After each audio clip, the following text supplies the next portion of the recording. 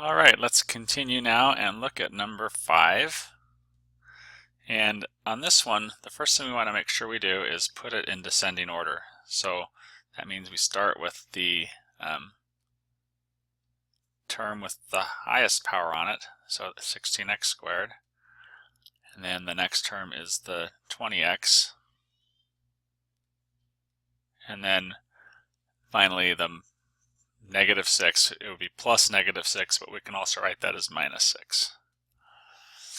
All right, then the next thing we want to look for is a common denominator. Is there a common factor, a greatest common factor?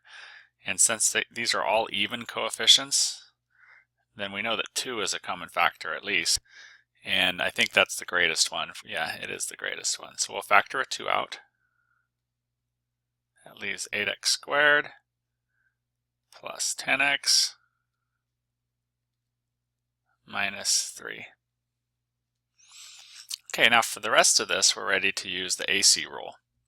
And so the A is 8, and the C is -3, so that's -24. So we want to try to find two factors of -24 that add up to +10. And you might initially think, oh, what about 6 and -4? Because 6 plus 4 is 10, but remember, one of them needs to be negative, and 6 plus -4 is actually -2, so that doesn't work. But if we keep looking, eventually we'll realize that 12 and -2 works, because 12 plus -2 equals 10. So we found 12 and -2, so we'll keep that first greatest common factor, that has to stay there. And the AC rule process told us how to rewrite 10x. We're going to rewrite it as 12x minus 2x. Okay, so now we're ready to factor by grouping. So I will split it right there. And let's look at the first two terms. It looks like 4 is a common factor and also x. So don't forget the 2 is still there in front. And then I can write 4x. When I factor 4x out of those first two, I'm left with 2x plus 3. And remember, at each step of your factoring, it's probably a good idea to do a quick check and make sure you did it correctly. And you check by using the distributive property. Does 4x times 2x equal 8x squared? Yes. Does 4x times 3 equal 12x? Yes. So you can do that check. Now for the second part of this,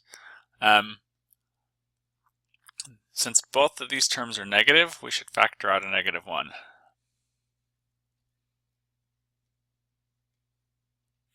And that leaves 2x plus 3.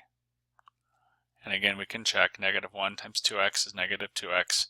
-1 times 3 is -3. So that distributive property tells us that's correct. And then for our final step, leave the 2. We've got 2x plus 3 in common, so we'll write that next. And then finally, we'll write what's left, the 4x minus 1. And so that is the final answer on number 5. I'll pause this now and make another recording for one more.